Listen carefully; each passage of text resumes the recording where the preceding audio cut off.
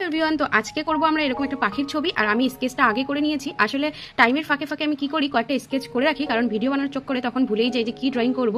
মূলত এই স্কেচটি হচ্ছে বাচ্চাদের জন্য, তো তোমরা চাইলে ট্রাই করতে পারো আমার সাথে সাথে। আমি ফার্স্ট কি করব, আউটলাইন করে নিব। বাচ্চারা হচ্ছে আউটলাইন আগে করে নিলে পরে তাদের রং ভরতে খুব সুবিধে হয়, তাই আমি স্কেচ পেন দিয়ে আগে করে নিব। তো ব্ল্যাক স্কেচ পেন দিয়ে করে নিচ্ছি। তোমাদের কাছে মার্কার বা ব্ল্যাক যে কোনো কালার পেন থাকলে তোমরা সেটাকে করে নিতে পারো। এইভাবে আগে সি লিখবে, একটা লিখে এইখান থেকে এনে জয়েন করে দিবে। এরপরে ঠোঁট আঁকতে হবে, এরকম বড় করে আঁকবো। আরেকটা কার্ভ দিয়ে দিব এইভাবে, নিচে একটা পাতলা করে এনে ভির মতো লাগিয়ে দিব। হয়ে গেল। এবার কি করব, এখানে সোজা দাগ দিয়ে এভাবে আবার ভির মতো, এই জায়গাটাকে আমরা ভির মতো দিয়ে দিলাম। মেন কথা, আমরা যে কোনো শেপকে ভি এ বা কেমন দেখতে পাচ্ছি, এটাকে আমরা ইউ দেখতে পাচ্ছি, তাই তো?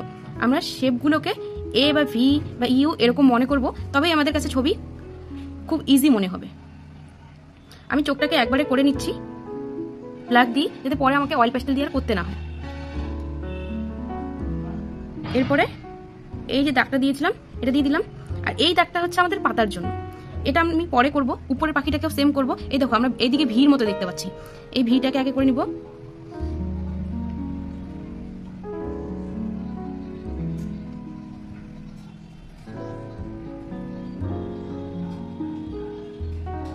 এবার এইখান থেকে এটাকে জয়েন করে দিব।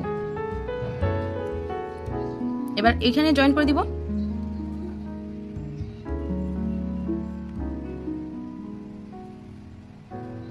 সেম এই চোখটাও আমি একবারে মার্কার দিয়ে করে নিব।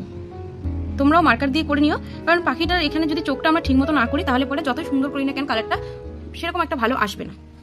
আচ্ছা, এবার আমরা পাতাগুলোকে দিয়ে নিব।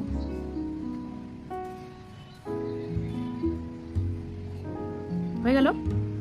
নিচে যে একটা পাতা ছিল আমাদের, সেটাকে দিয়ে নিলাম। দেখো, আমাদের আউটলাইন কমপ্লিট। এবার আমরা কালারিং পার্ট শুরু করব।